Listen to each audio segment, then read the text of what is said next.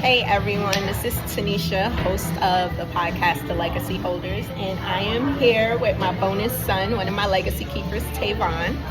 And we just finished recording our first podcast, the Legacy Holders, redefining the village and what does legacy demand of us.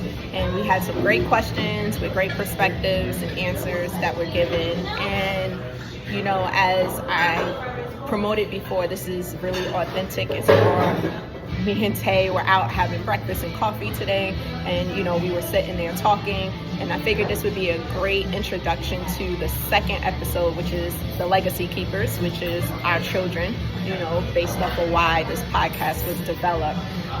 We ended the first show with two very important questions, and I'm just gonna run through it real quick because it was about accountability. And the second question was, what roles have we abandoned and which ones must we reclaim? And then the second one was, what traditions are we practicing? Traditions or practices are we passing down? And as I sit and spend time with my children, it really hit home.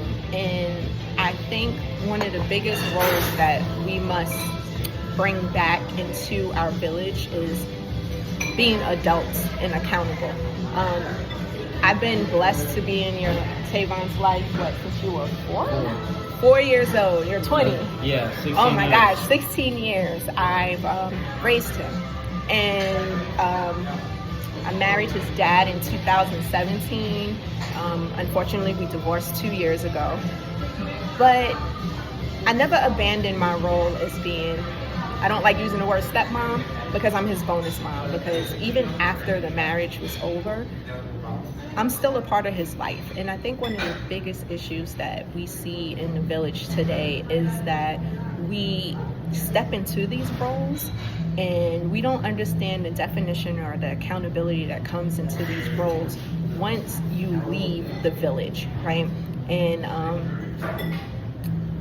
the perspective of me leaving his village from an administrative point, right? On paper, I'm no longer his stepmom, but at heart, I'm always going to be his bonus mom.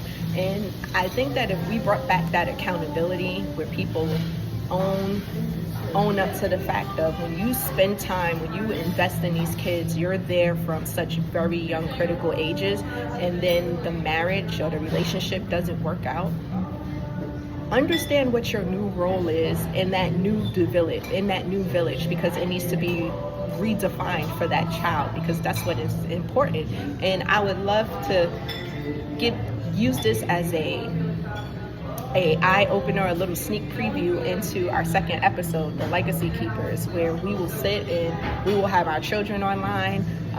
They will get a chance to ask us questions. They're going to be brutally honest with the questions. We have no clue what they're going to ask us.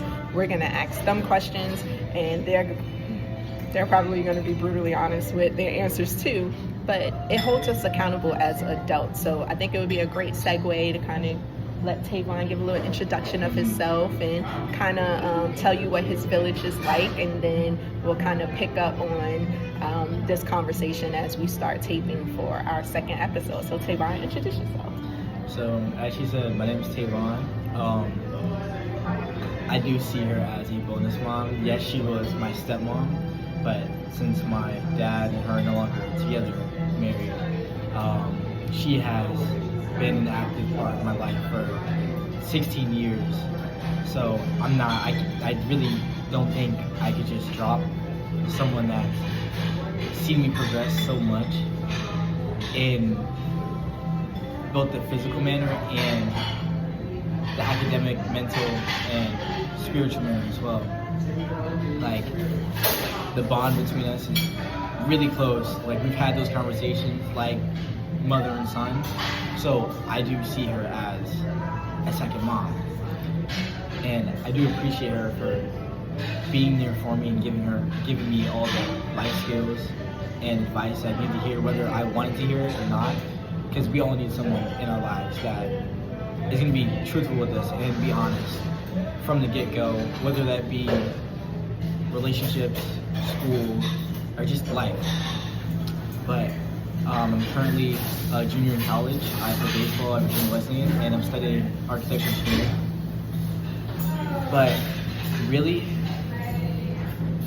she's been a huge part of my life, and she's seen a lot, like a bunch of things that I went through, and she's actively went through with me. So she took the time to get to know me and really get into my head, do a deep dive of how I'm feeling, what I'm seeing, and how that affects me, not only now, but later on. And it's given me another perspective on how I should go about certain aspects of my life in a mature and collective way, so that I can be the man that I should be, or that I want to be when I'm where I'm at in life. But I'm pretty excited to do this podcast. As you guys got a little bit of a taste of what we're possibly going to be talking about in this next episode, but I'm pretty excited, and I really am ready to go. All right, so there it is. Little intake. He's one of 4 of my legacy keepers right now that hopefully we'll have an opportunity to get online and talk to. But those words speak volumes. That's my legacy. It doesn't have to be my family, but it has to be me passing down those fundamentals that I want the next generation and the next generation to keep doing. So this is his village, and we look forward to talking to you on our next episode of The Legacy Keepers. Have a good one.